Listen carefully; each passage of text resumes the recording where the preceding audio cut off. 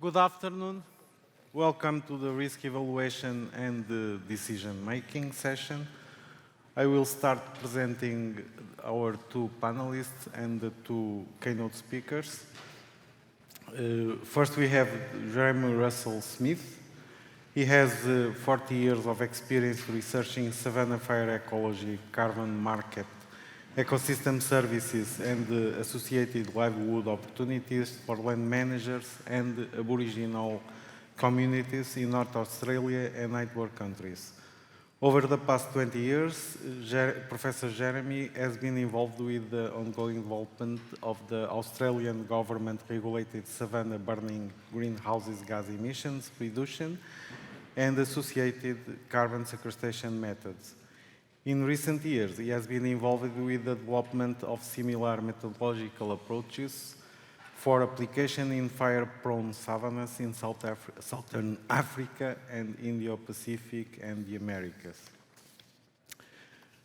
Professor António Cunha is the president of the North Regional Coordination and Development Commission in Portugal, and most of you already know him from the opening ceremony. This institution is a public institution that aims the integrated and sustainable development of the north of Portugal.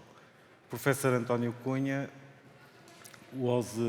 is from the University of Minho. He was co-founder of and administrator of the Pole of Innovation and Polymer Engineering, president of the School of Engineering there, and it was also rector of the university in the past.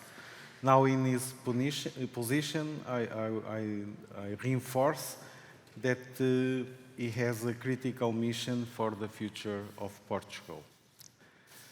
Anthony Bavandi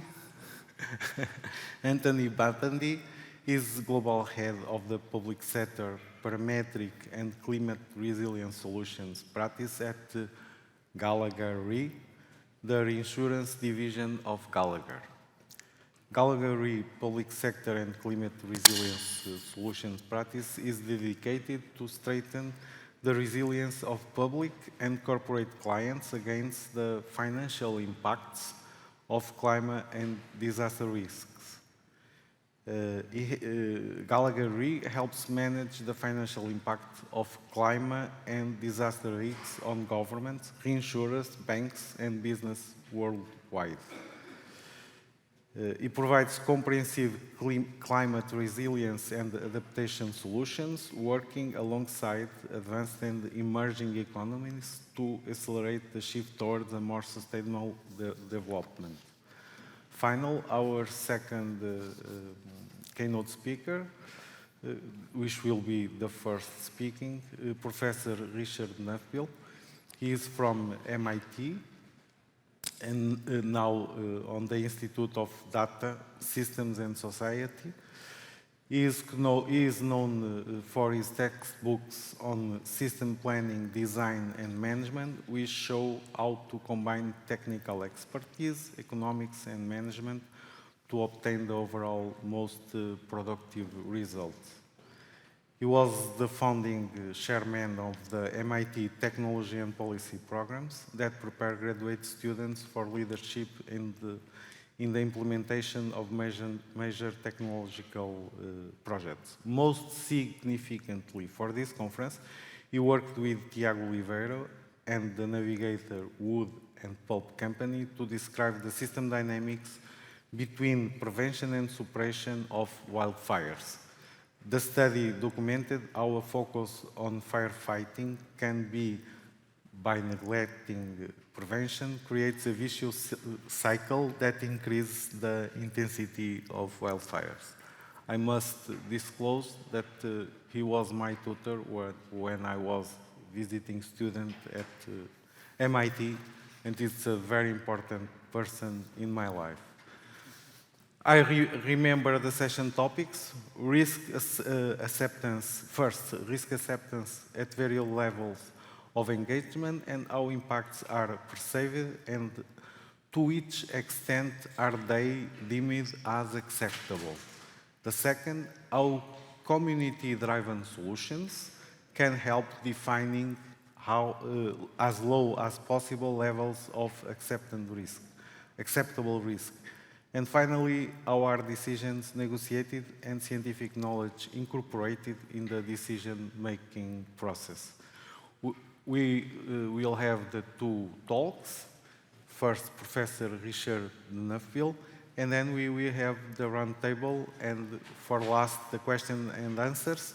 Attendees here in the room can make your questions via the conference app, and we urge you to do so. Professor Richard. Thank you. Thank you very much.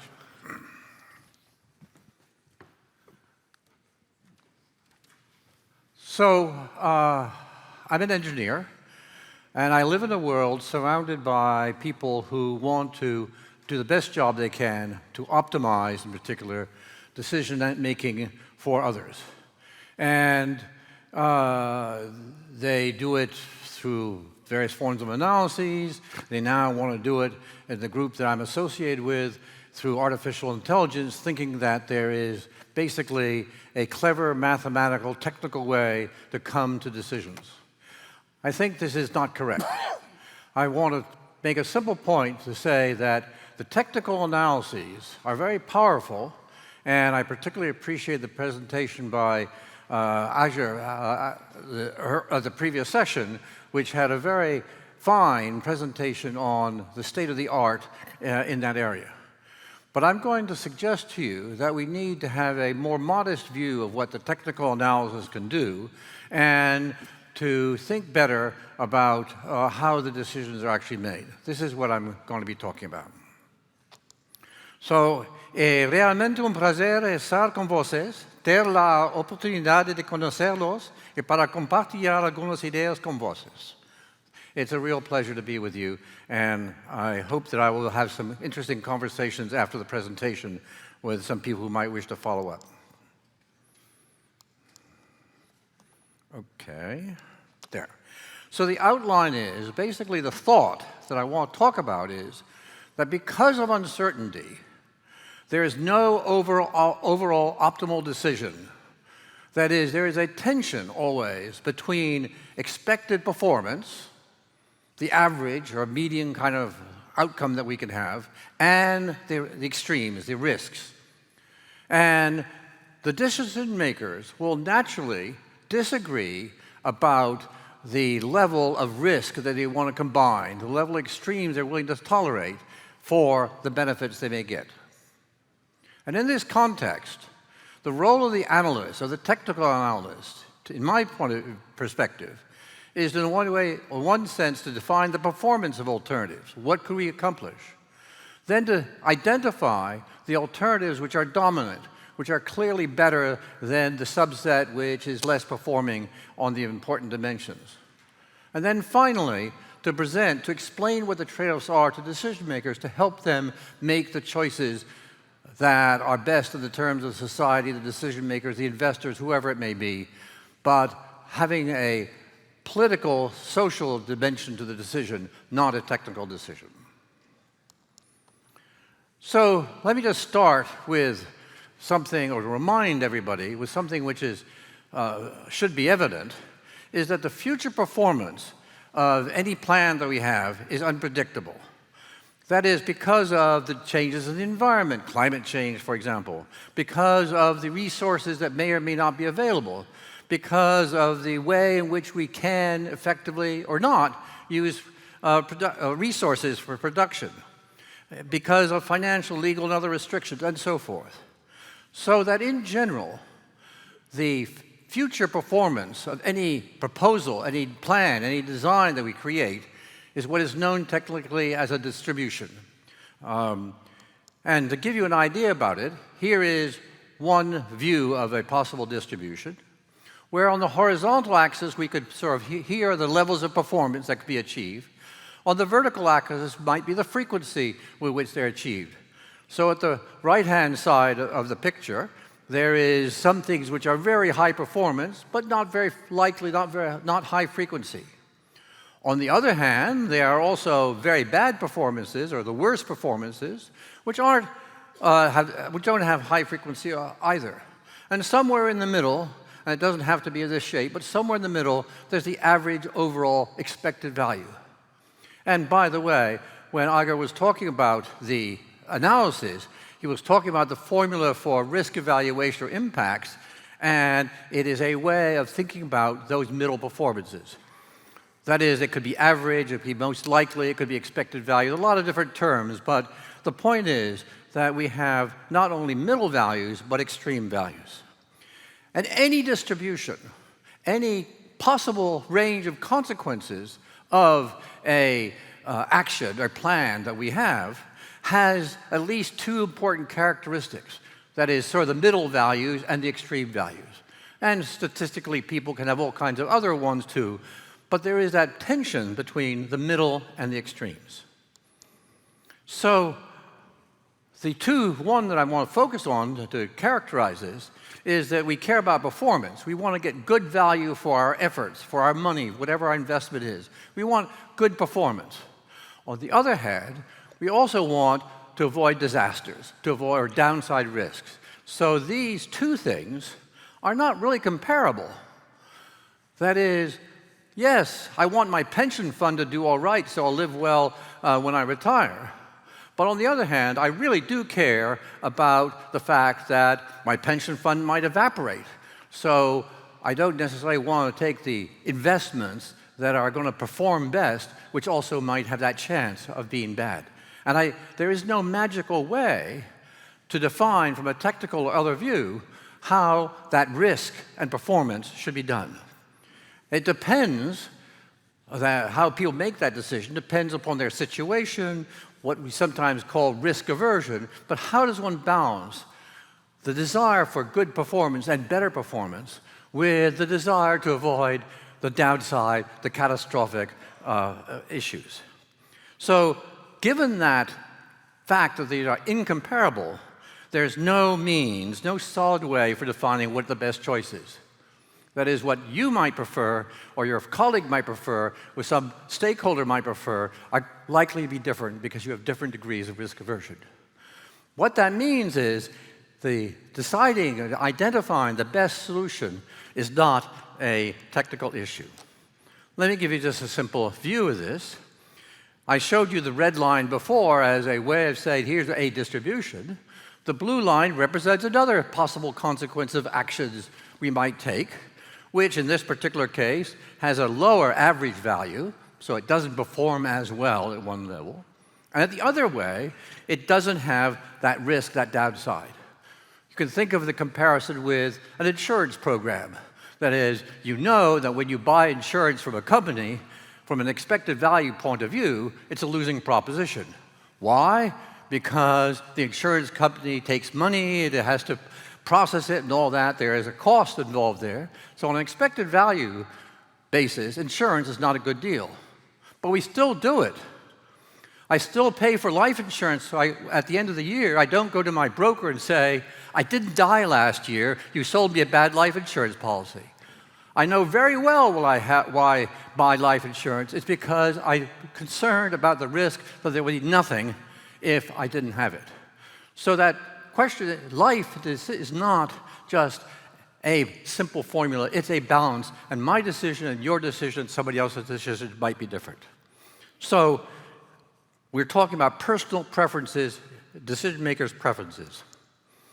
In this context, I don't want to say that analysis isn't valuable, but let me think about 3 tasks that it seems to me would be good for the analyst. One is to define the performance and risk of possible projects. That is, we could do this, as Alan Ager was showing, we could do this, and here's the possible consequences that might occur. But we have lots of different designs or possibilities, so we at the same time want to look at the best ones, the ones that are outperforming on all dimensions.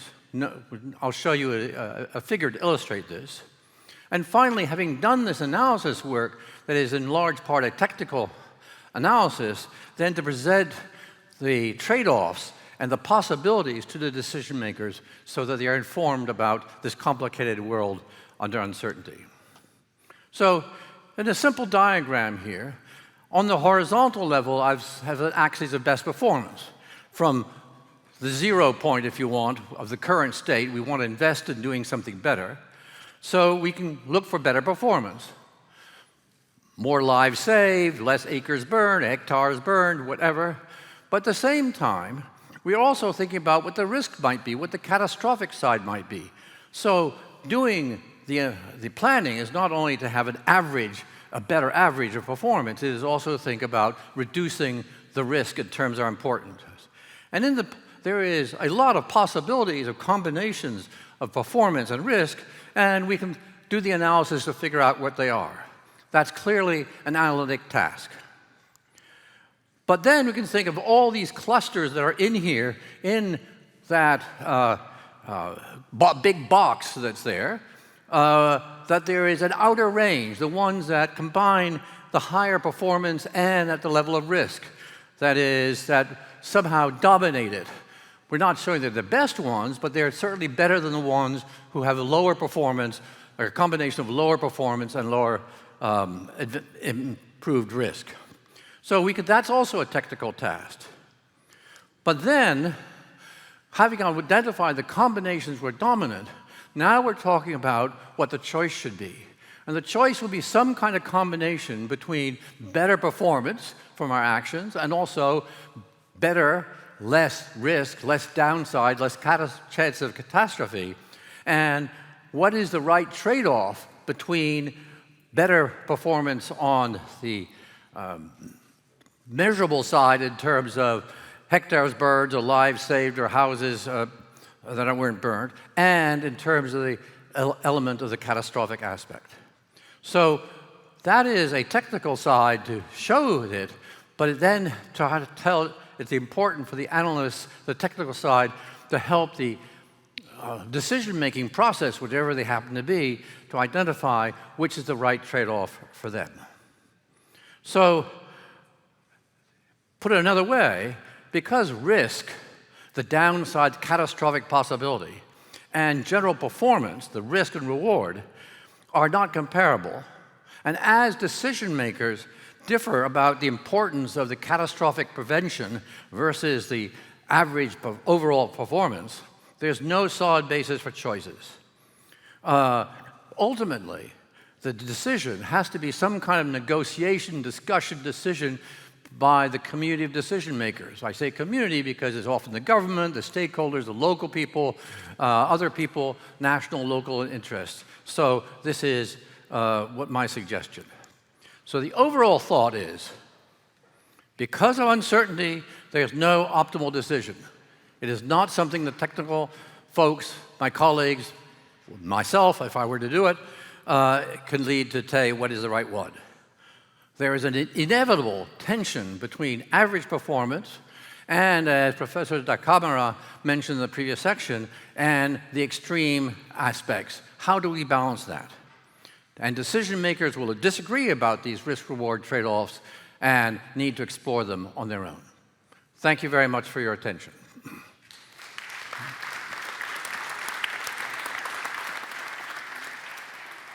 Anthony? Anthony? Thank you.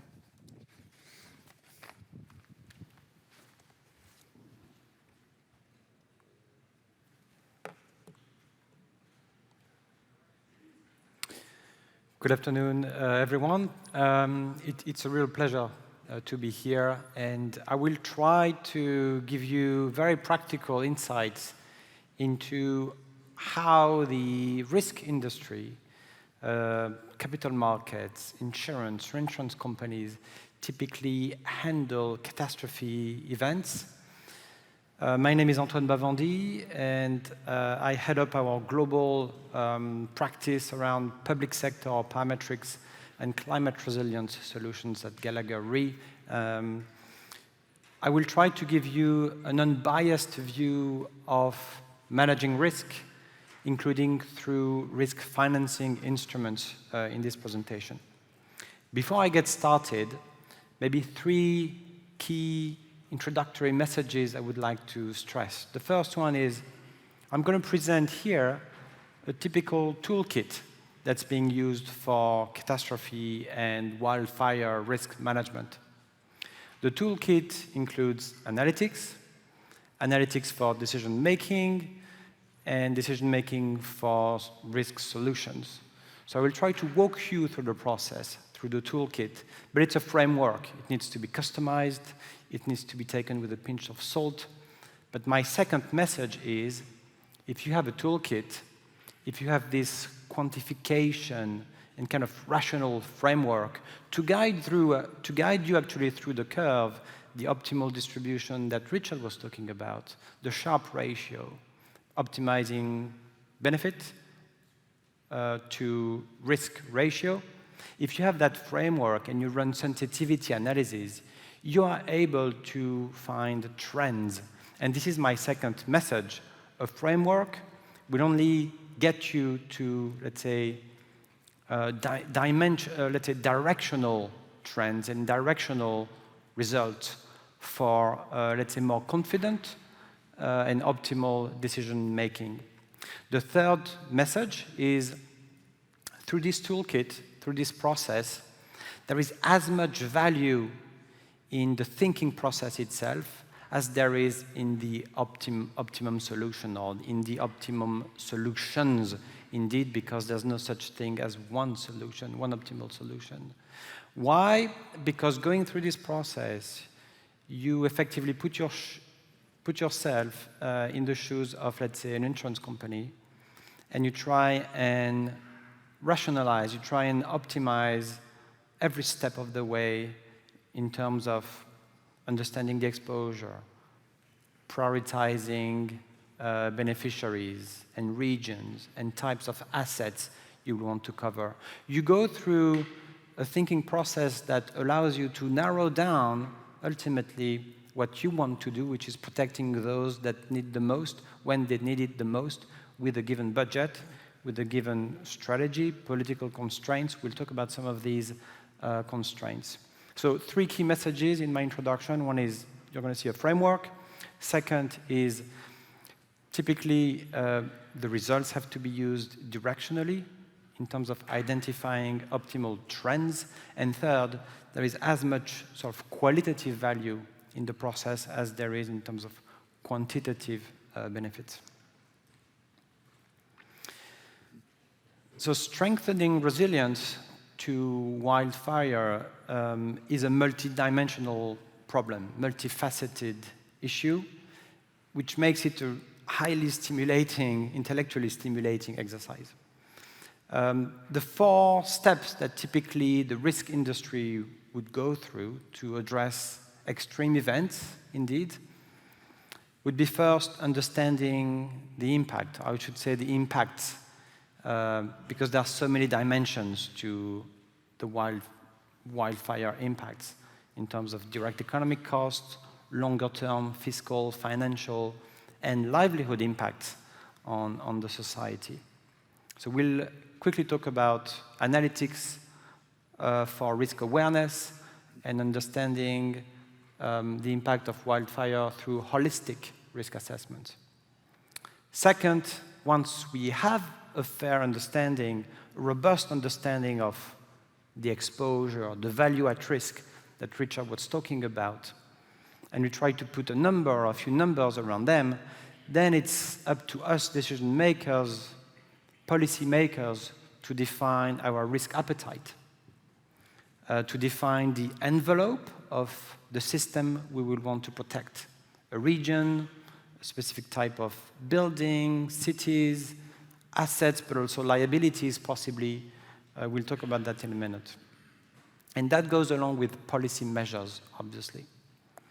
And third, once we have, let's say, the understanding of risk, the definition of our appetite, we would typically want to design within that system, with the tools that we have developed, with the analytics that we are equipped with, we will typically want to design optimal response solutions.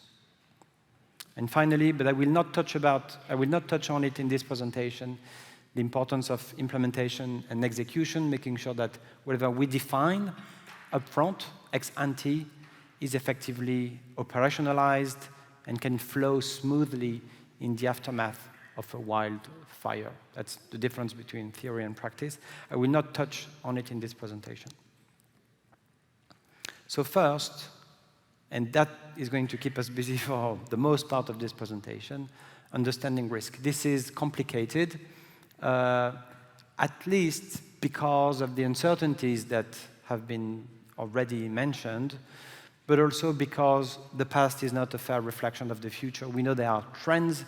We know there are complexities involved in the way that the land, society, buildings, people with early warning system, with mitigation measures, all of these assets will respond to a given event that typically comes with a very low probability. So we do not understand these events really well. But the first step, let's say that the risk industry would take is to try and model a loss exceedance curve. So modeling direct economic losses, typically on infrastructure, or for the government's public expenditures, their contingent liability, typically the way that the government, through the Ministry of Finance, through the Wildfire Management Agency, will have to respond and indemnify, let's say, affected populations. It can be health, it can be relocating populations to safe areas. So these government spendings following a disaster, that's what we call liabilities. We could also model them with a distribution, a probability distribution. The beauty of this framework is it starts with the peril, the hazard. It overlays the hazard, which is already tricky. We can talk about that if you're interested separately, but we typically overlay the risk understanding from a hazard perspective with the exposure, with the vulnerability, possibly with a financial module to get to direct economic losses. The simplistic version is this loss exceedance curve, let's say on public infrastructure or on private residential properties. The beauty of this framework is you can break down with tons of uncertainty, absolutely, but it's a framework that allows you to compare and break down these direct economic losses by source of loss. In this case, let's say the losses, the financial cost related to suppression costs, or the proceeds from, let's say, an insurance product that might have been placed. Now, the problem is a bit more complicated. There's no such thing as only direct economic losses. There's all sorts of losses and impacts that are affecting these areas.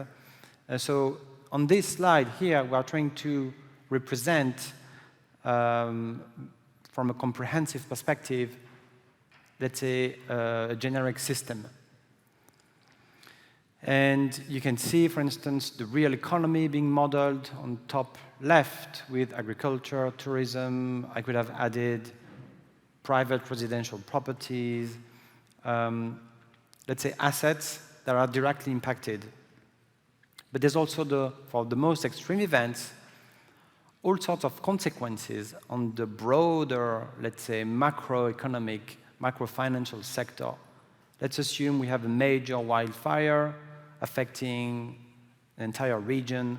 There will be businesses shutting down, roads being disrupted, traffic being disrupted, potentially also power outages in affected areas. So all sorts of indirect economic, fiscal, financial losses, which, for the most extreme events, could almost dimension the overall direct and indirect losses. And then I'm adding in also critical public infrastructure and services, such as critical roads, hospitals, that might not generate tons of losses, but that are critical for communities, for the government, for the system we are trying to protect. And by doing that, I'm introducing the nature of the problem, which is not just an economic, let's say, optimization, economic loss minimization exercise, but it's also a political exercise. It's also a technical exercise. It's also an operational, let's say, response exercise. We will talk about that a bit later, possibly. And then all sorts of intangible impact from the most extreme events. But just looking at the exposure at risk, I'm not even looking now at models, you understand the complexities that are involved when trying to just understand the impact from the most extreme events. Here, quickly, I'll show you a typical sequence. This slide is showing the short-term impact from, let's say, a major drought or a major wildfire on a rural area. Now, over time, if the event is really significant, you would have all sorts of midterm, let's say over weeks and months, effects on the broader economy, on infrastructure, on services. And if you keep pushing, you would have massive impact overall that typically combine effects with sort of compounding impact and spillover effects across these different subsystems. And here again, I'm talking about the most extreme events. By doing that, we've introduced actually the transmission channels of these losses through the economy. And you can see what I was talking to you about a minute ago, that indirect damages for the most extreme events, they tend to sometimes dimension, most of the time dimension, the total direct and indirect losses. And on the right-hand side, you have an illustration of the types of transmission channels through the economy. Kind of snowball effects of these massive events. So what do we do about this? I'm now going to move to a second part of the presentation, which is we believe we've understood the exposure, we've understood the severity and the impact that, let's say, Portugal might be facing. What do we do about this? So that's the toolkit I was telling you about, and it echoes very well, and that's why we, the risk industry, we really welcome the initiative of pushing for an integrated framework, because the problem is multifaceted. It's about different disciplines necessarily needing to work together. I talked about technical, political, financial, operational aspects of the issue we're trying to optimize. So it's important to have a framework that's robust and that reflects the different stakeholders and the different dimensions of these events we are trying to be prepared against. So the framework, a toolkit that we would typically suggest, and that is typically well adapted to catastrophe events, would start with comprehensive understanding of risk. In the case of risk financing, that's my example here, a strategy, let's say wildfire risk management strategy, that's going to be a document that sort of sets directions for the next few years in terms of ambitions on wildfire risk management. And it includes short-term measures and longer-term ambitions. We can talk about that if you're interested. Then designing a system that responds to these events, that anticipates these events through mitigation, risk reduction, effectively everything that was listed in the integrated framework proposal. And then in the case of risk financing, mobilizing funds, securing funds, including through insurance and reinsurance. There's clearly a role for insurance in this sort of puzzle for the reasons I mentioned, providing this quantification framework, aligning interests between, let's say, efficient use of funds and risk reduction as well. And then making sure that the scheme is operational, works as intended, and also that we have M&E, monitoring and evaluation processes in place to make sure that indeed the funds flow where we want them to flow, the response is adequate and timely. Risk appetite, I will not spend too much time on this one, but I believe that the framework we have just defined is primarily there to support decision makers, to help them understand the true consequences of these extreme events, and accordingly define the system they will want to protect. Because it would be way too costly, way too, let's say, unrealistic to aim to cover an entire region against all sorts of losses, necessarily because of tight budgets, because of other political constraints. We will want to narrow the scope of that system we're trying to protect. Typically, governments will want to, or public-private entities will want to focus on emergency response, possibly private residential properties, critical infrastructure, maybe tourism and SMEs that are most affected by these extreme events. So you can see that there's a number of beneficiaries and assets and liabilities that are typically prioritized over others. That's the role of the framework, to guide the decision makers through this thinking process to help them understand what they should prioritize. The objective of that is to strengthen resilience and make sure that the system can go back on track, can perform, the economy, the businesses can run again shortly after a disaster. And I'm here just showing an example of risk financing instruments we would typically combine in order to achieve that resiliency. And it combines reserves, insurance, reinsurance, international markets, but also international aid, or European Union aid that typically has to be factored in for the most extreme events.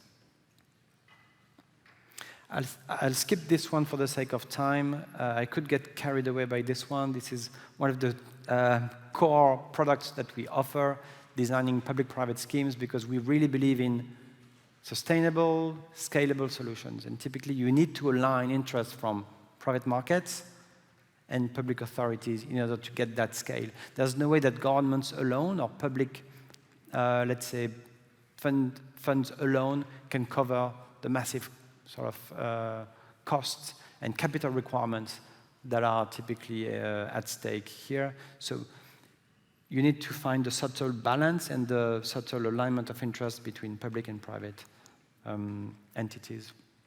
And finally, I think that's my last slide, and it's my conclusion in a way, more broadly speaking, and again, that's why the framework that's being proposed to be launched at this conference makes a lot of sense to us.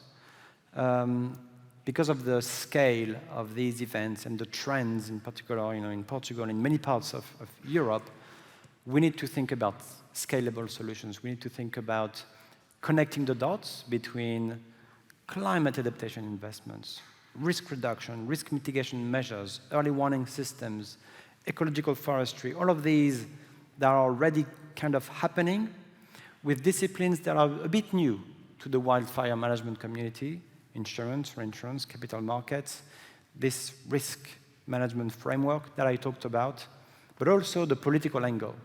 Can we convince political decision makers that there's more budget that's needed in some of these solutions? So that's why we really welcome the initiative again, and we look forward to supporting you on this agenda. Thank you.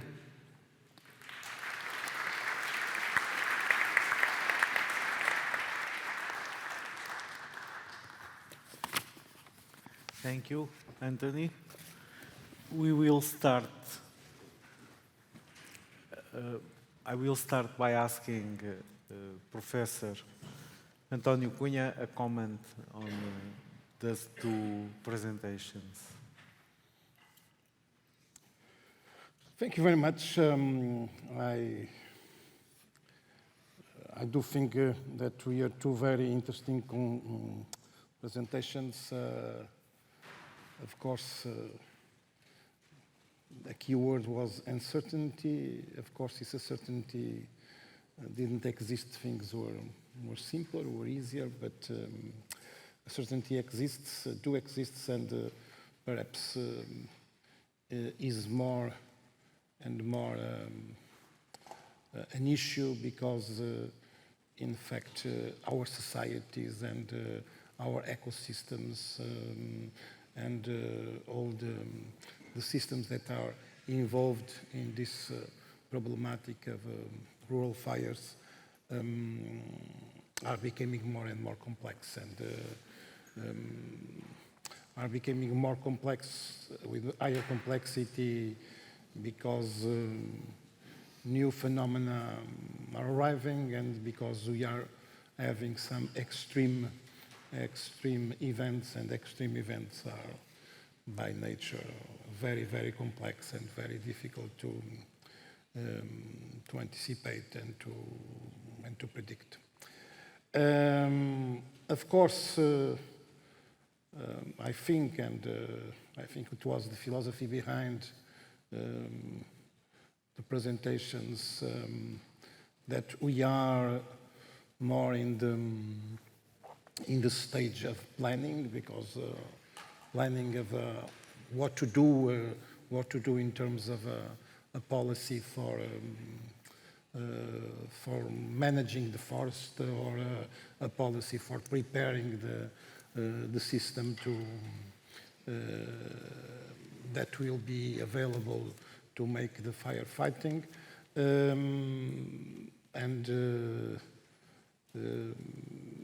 It was not the case that we have these approaches for the moments of the fight of the fire. Once again, at least based on our experience and what we have now since very recently, the fact is a kind of hierarchy of planning, of territorial planning for fire prevention.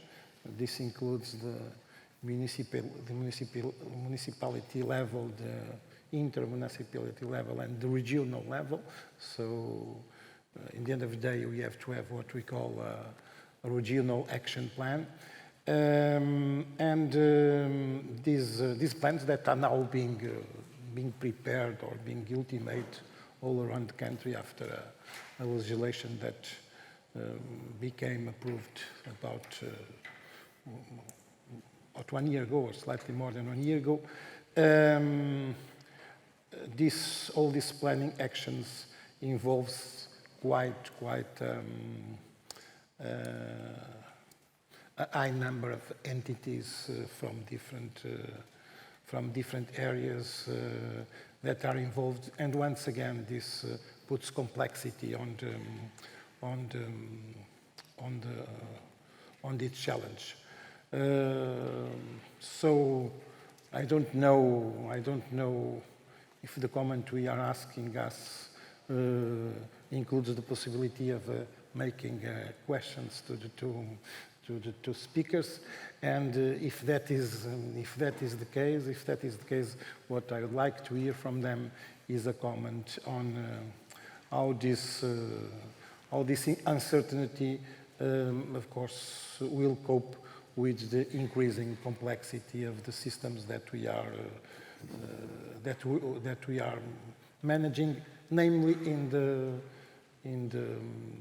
the time and in the moments that we are making the planning of all the actions behind all this activity of prevention of rural fires. Thank you. Thank you. Professor Jeremy, it's the same question. Some comments that you want to do about the presentations? Okay, so I will respond in the context of, I think, the way you want me to,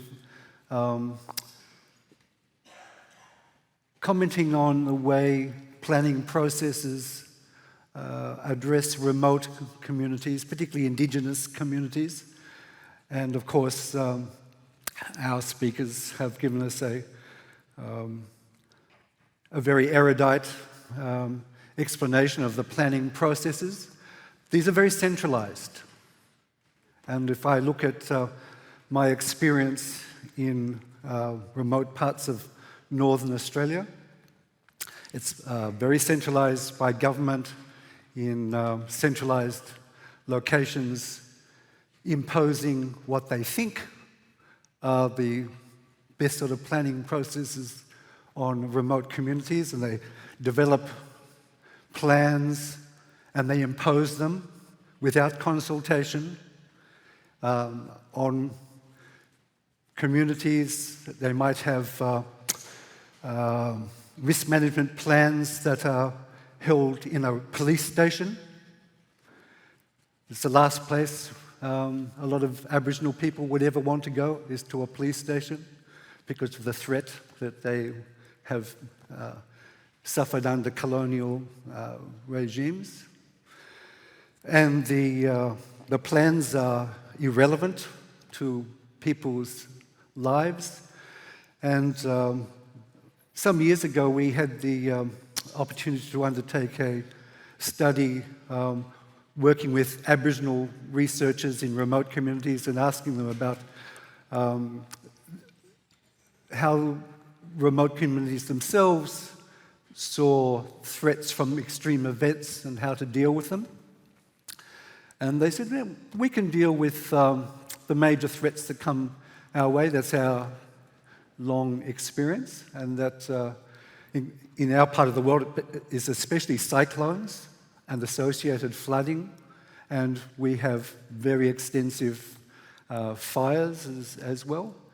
And they said, yeah, we can live with that, but the major problem we have is government. That is our biggest threat. Inconsistent planning processes, changing over time, no consultation processes that are effective. So best planning processes in the world, best risk assessments are totally ineffective. Sorry. Yep. Thank you. Antoine, do you want to answer Professor António Cunha? Do you want to answer to Professor António Cunha and maybe, if you want, also make some comments on Professor Richard's presentation? You can do so. Sure. So to the question of growing uncertainty and more complex systems, absolutely, yes, it's making this task more difficult. We are seeing, let's say, weather system behaviors that are incoherent with what the past showed us, clearly. But this is extreme events in a way. I mean, at least our business, we focus on extreme events. So it's always a challenge. Now, there are some trends that sometimes in some regions you're seeing, 1 in 100 event turning into 1 in 3, into a 1 in 10. You're seeing more and more droughts or more and more wildfires in certain territories. So it becomes, in a way, climate change is making some of these events more predictable, almost. And at least, I would say, more tangible to many communities, many decision makers. So that's our luck. Despite this growing complexity, climate risk awareness and the fact that these events happen more and more often makes it easier in a way to convince policymakers. So I'm trying to be positive. There's always been uncertainties. Our luck is to build on these traumas and build on these recent sort of catastrophe events to try and engage, let's say, policy decision makers. Yeah, I could quickly react to the presentation from Richard. I think it was spot on. I think it is exactly one of the key challenges that we are having to address, mobilizing preparedness, response mechanisms to events that might not even materialize over the next few years. So how do you navigate your decision makers through this very theoretical field? I think we were completely aligned on this need to use whatever tools we have directionally. identify an efficient frontier on sort of more efficient area within that graph. So no, I really welcome that, that message. Thank you. Professor Richard, do you want to quickly react to Antoine Bavandi's presentation? Also maybe answer to the questions of Professor António Cunha? Well, I always like to talk about the notion of uncertainty because I think that this is to deal with uncertainty requires a mindset. That is, it's easy to acknowledge, oh yes, things are uncertain, but then to act or to think strategically about that uncertainty is, in my experience, not easy to do. That is, that people will say, well, we have a plan and it will perform this way, and okay, there's uncertainty, maybe we'll make it 20% or 20% lower, or 20% higher or something, or maybe we'll think about 2 or 3 other scenarios, and they think they've explored it. But that generally doesn't deal with the complexity of what's happening over time in terms of things may go up and come down or vice versa. And it doesn't have the complexity of really dealing with extreme events, which we care a lot about, ultimately. It's not just whether something is 20% or 30% better or worse. It's, is it really, really bad? Or, if one's thinking about investments, is it going to be really, really good?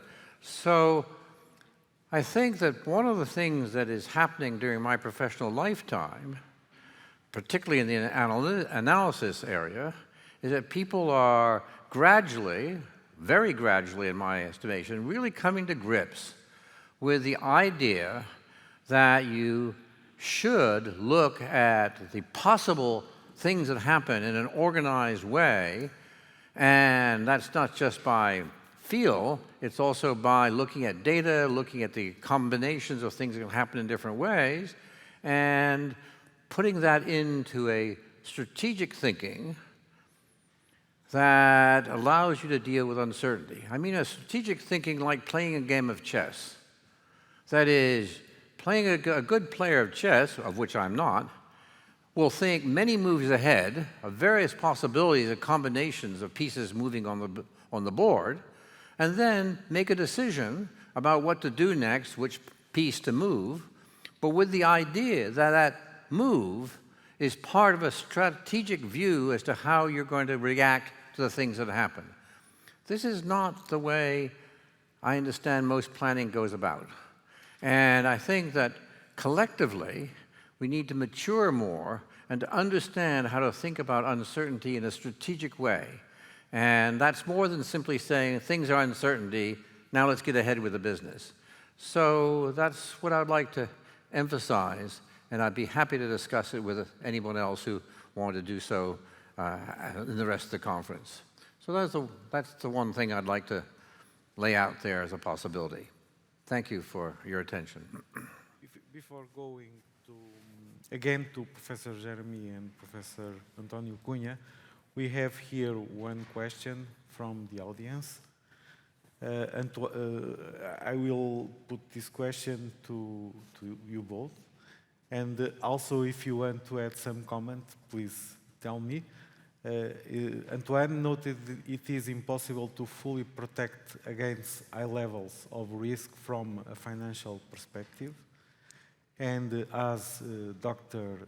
Richard Nuffville noted, in uncertainty systems, there is no optimal singular decision. And now the question.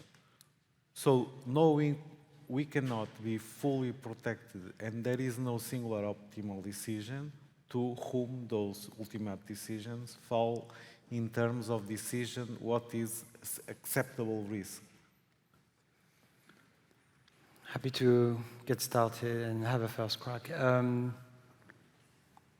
So on the question of there is just so much uncertainty, we don't know how to navigate that uncertainty, I just wanted to add that, because it might sound very theoretical what we've been talking about, you know, the distribution and the curve. Typically when there's many degrees of freedom, many uncertainties, many angles through which you look at losses, you could feel lost. there's just too many dimensions to the problem. So what we recommend typically is to use scenarios, scenario-based risk assessments. This is what the risk industry did 20 years ago to try and simplify and make decision-making more tangible, sort of identifying data points along the curve, and let's say simulating a 1 in 10 year event, a 1 in 100 and a 1 in 200. So that way you make the discussion more concrete, more practical. Of course, there's no way we can finance and be prepared against the whole spectrum of probabilities.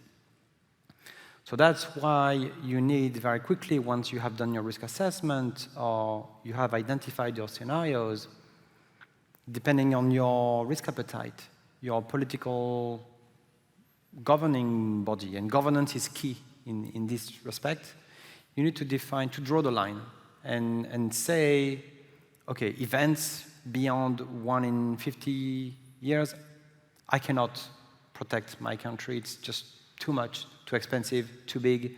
I would need to rely on international assistance. But doing that, you narrow down the scope and you focus on events up to 1 in 50. Let's say it's, I don't know, 5 billion euros to finance. So that makes the problem a bit easier to then manage. And indeed, public finance will not be enough to look at this 5 billion euro problem. You need to tap into private markets, either through private insurance, through, let's say, public sovereign risk transfer. The government itself could insure itself. But you need to make use of a more cost-efficient mechanism to use capital only for extreme events. It would be too costly for the government to mobilize that capital. It would not be acceptable. So there are ways.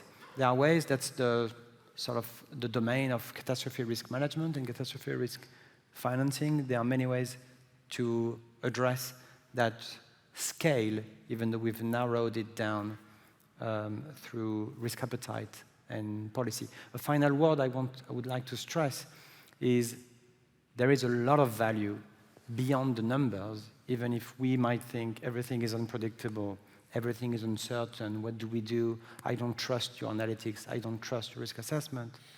We need a plan, right? Having no plan is not an option. And the status quo certainly is not optimal most of the time.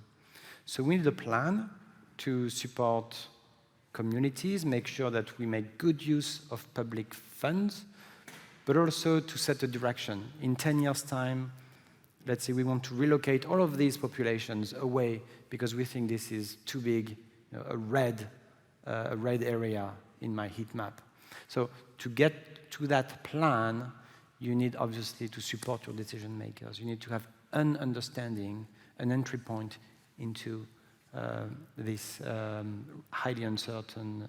So that's why the framework, the toolkit, as I said, is useful from a qualitative perspective and to help decision makers make the right decisions, back them up, and define, let's say, a strategy going forward.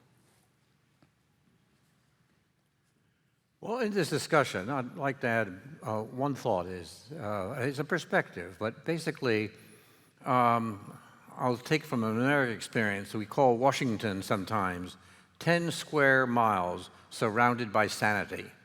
That somehow the capital directing the rest of the country, particularly a country like the United States is very diverse, but the same thing with Portugal. Minho and Algarve and Lisbon are very different portions and very different priorities in the rural areas and the city areas. I think it's really important that when we think about decision makers, we don't think about the bright people who have high administrative positions only.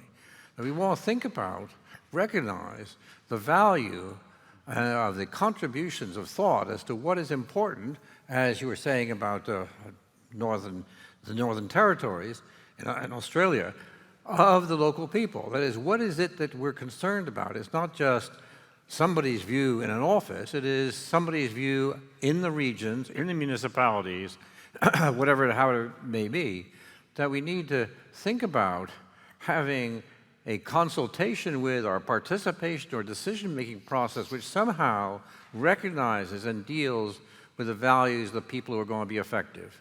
Or put it another way, smart people also have a trained incapacity. We're so well trained in certain things, we understand certain things very well, and things beyond that we have forgotten about or really not involved in. So we need, in some ways, my view, is to have an openness to recognize what may be happening in the regions, in the local areas, and so forth, to have a consultation, a participation in the decision-making process.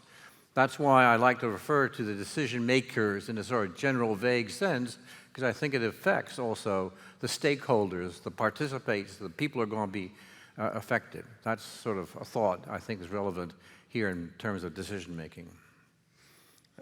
Professor, thank you both, Professor António Cunha, and also for Professor Jeremy. Do you believe that the acceptance of risk could be consensual? Are there trade-offs during negotiation, explicit and unresolved?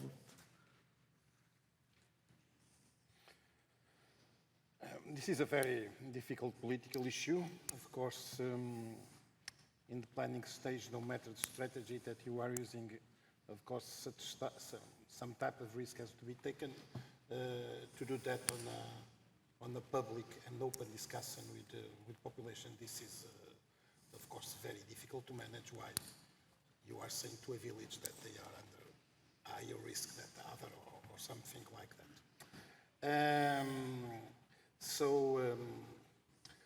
This is an issue. But I would like to come a little back to the previous question and to what Richard was saying.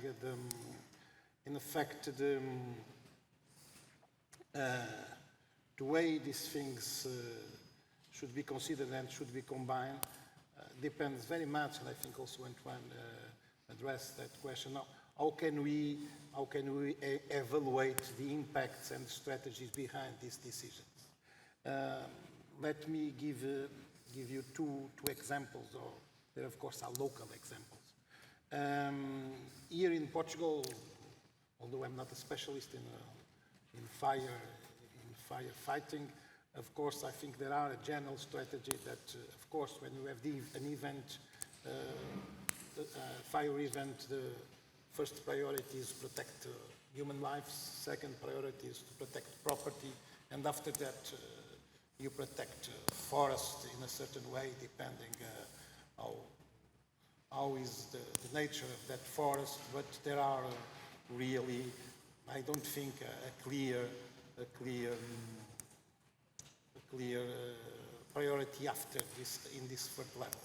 For instance, let's suppose that really in the near future we have a more proactive policy towards carbon neutrality, and this became some part of our regional policies. How are we going to put here to input this in this equation, and how are we going to take decisions that, of course, even when you are managing a fire event, if you allow, if you try to fight, if you try to protect some areas that produce more emissions or not.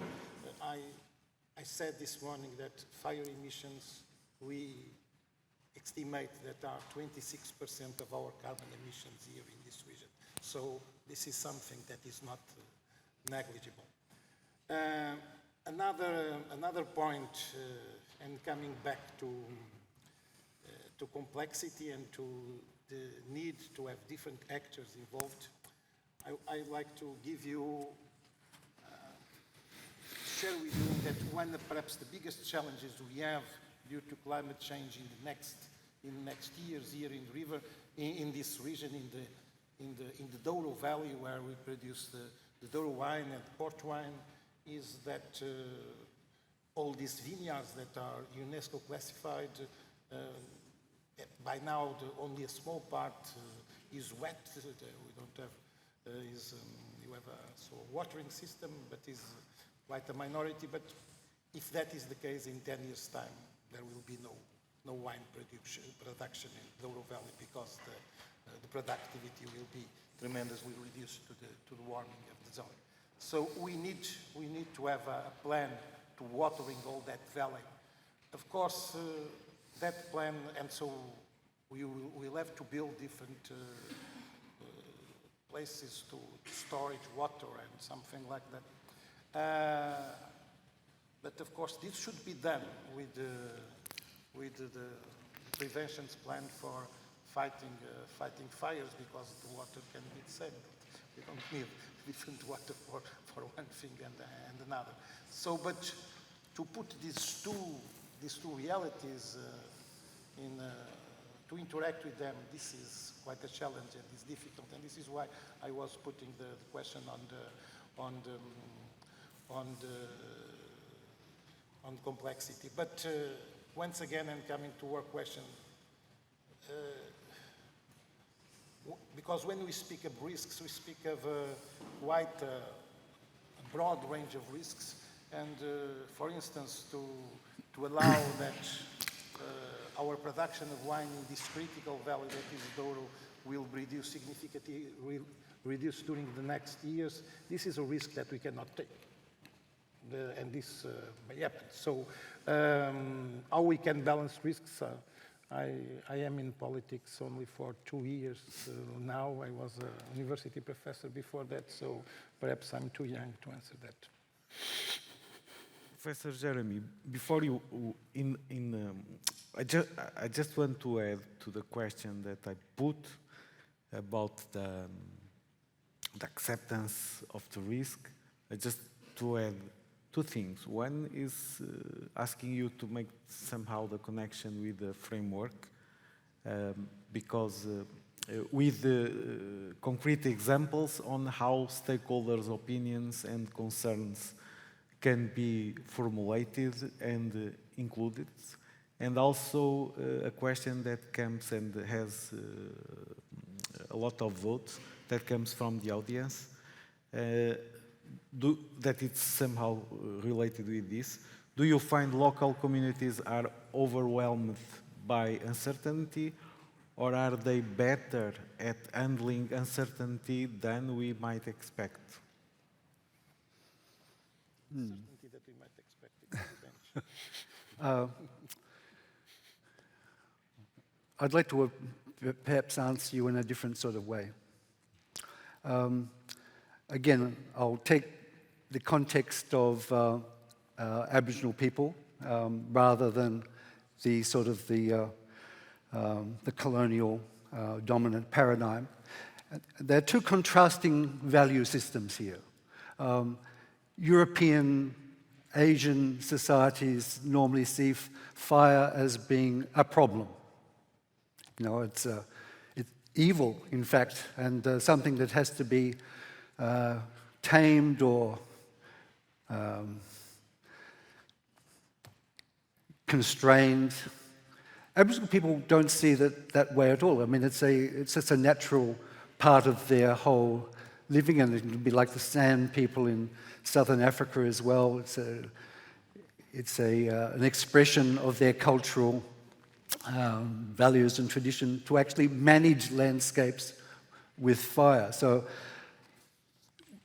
in the society that I live in, we have these two contrasting views, and we've come to appreciate that the sort of the colonial mentality, fire suppression policies just do not work in these vast fire-prone landscapes. And over the last 20 to 30 years, we've started to embrace, in fact, that the Aboriginal ways of actually managing fire with fire is, in fact, the solution. And we've actually found that that has become an economic opportunity, because the amount of emissions that come off wildfire, just as you've just mentioned here in Portugal, are staggering in savannas. It's the most fire-prone biome on Earth. way exceeding all other biomass burning from boreal or whatever systems. And thereby you can turn that into a benefit by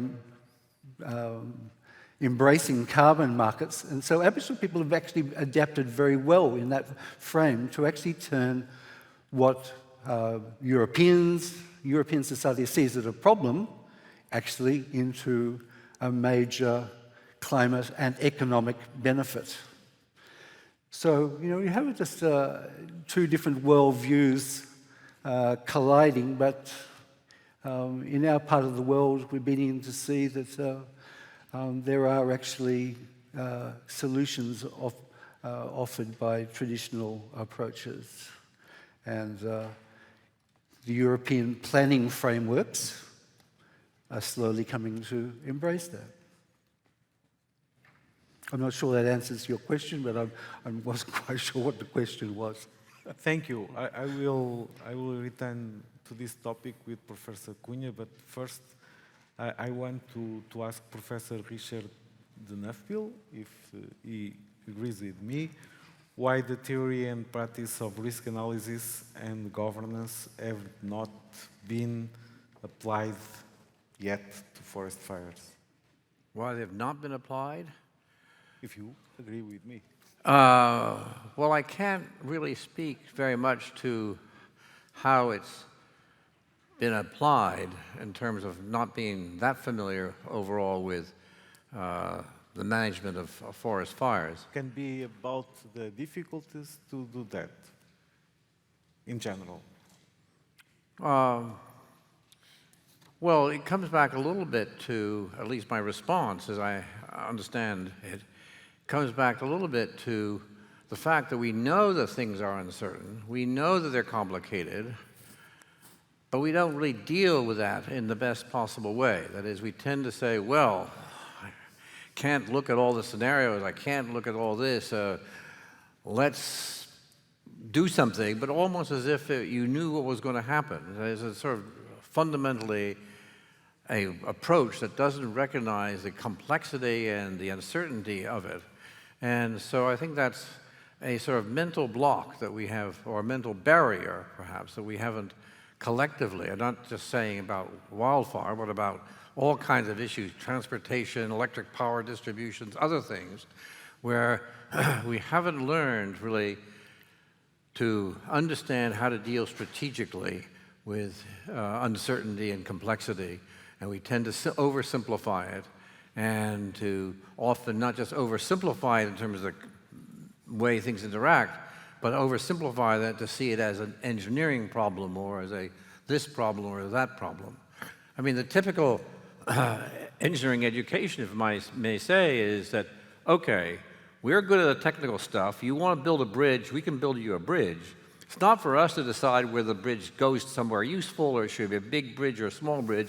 Our job ignores all that. We just think about what's the structural steel, the concrete, and that defines it.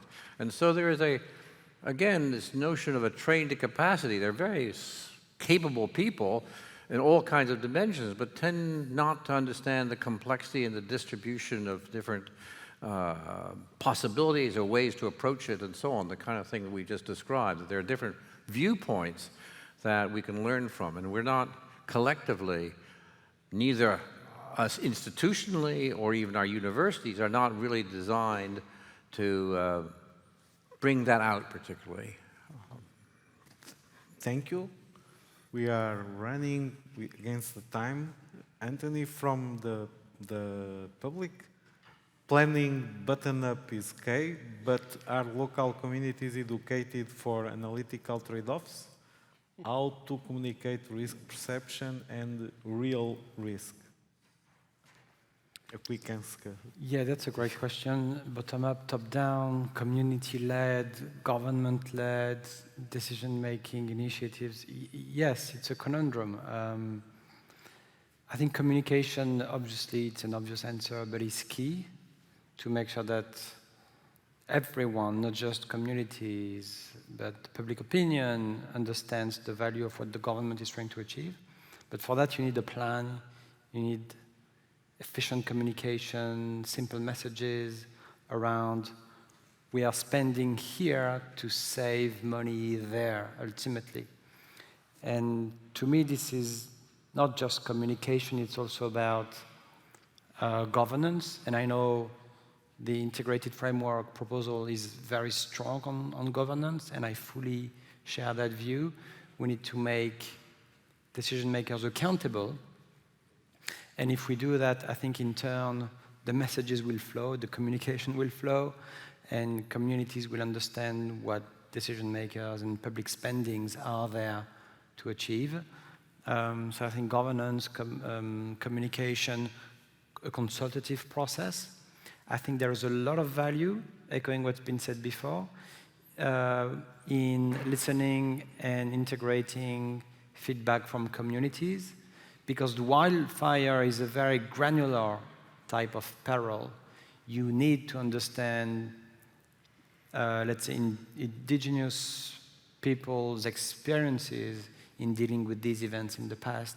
You need to understand local measures that are already there in many, many areas, because they will have an impact also on the national scale or regional scale initiatives and decisions that are taking place.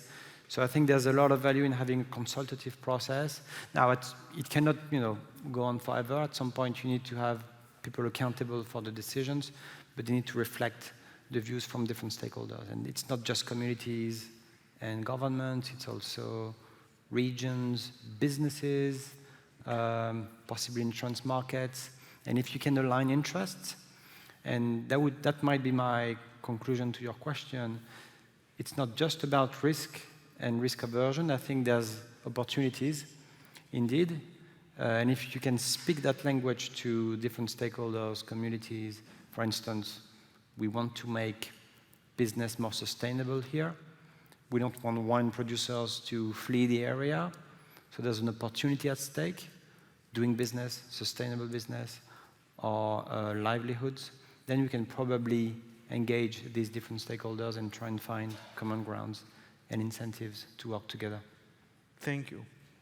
Professor Antonio Cunha, returning to the framework, where is written that recognizing the need for community-driven solutions is crucial, but also, and Professor Richard mentioned that before, also in my research, most of my conclusions point on that direction. There are different socioeconomic groups with different interests. There are not a solution that fits all. Solutions must be tailored to specific context conditions. And all stakeholders' opinions and different populations and cultures perceive and accept impacts in different ways. My question is, how do you think, if you agree with this, of course, how do you think this can be applied in the development of the public policies? I agree with you. The question is that we also have diversity. For instance, here in the north region, in this region that is 200 kilometers wide and almost 100 kilometers height, our smallest municipality has 7 square meters. Our biggest municipality has 1,100 square meters. Our density of population ranges from 8 to 10,000 per square. I said square meters, not square meters. Square kilometers. Sorry, from 8 to 10,000 persons per kilometer. And of course, this puts this equation completely different in some parts of our region and the others. Furthermore, we are having really, and we will have more, an economic specialization of some domains. Our inland regions are really more based on on primary sector, agriculture and forest, and our regions here more close to the sea really are more industrial and service-based, and we are higher density. We have forest fires everywhere, even inside Porto metropolitan area. Even inside Porto metropolitan area, we have what we call rural fires. So fires are everywhere. But of course, the way we should address and consider this, and the way and the dialogue we have with the populations and with their leaders, the mayors and the responsibles for the intermunicipality communities, of course, are different and has these regional specificities. But in general terms, I agree with you, Peshwa. Thank you, and for finish, over the time, from the audience, for you, for Antoine, do you believe the real benefit of scenario planning is the development of trust in the decision-making team, or is more related with the developing of trust with the communities, or both? Well, I think I'll try and be brief because everyone is probably ready to leave. Probably both. Community is not really my domain, my specialism, but I can definitely speak on behalf of governments, decision makers, and stakeholders. Businesses, provinces, public infrastructure, wildfire risk management agencies. I think every one of these broader stakeholders, they would benefit from a scenario-based risk assessment because it just makes decisions more comparable, and it shows the benefit and the cost of each decision you're making along the way. So I think a more tangible, simplistic approach makes a lot of sense. Otherwise, it's going to come across as being too theoretical. Thank you all. I have here some questions from the audience, very interesting, but we have no time, sorry. And thank you very much. Thank you all. Thank you.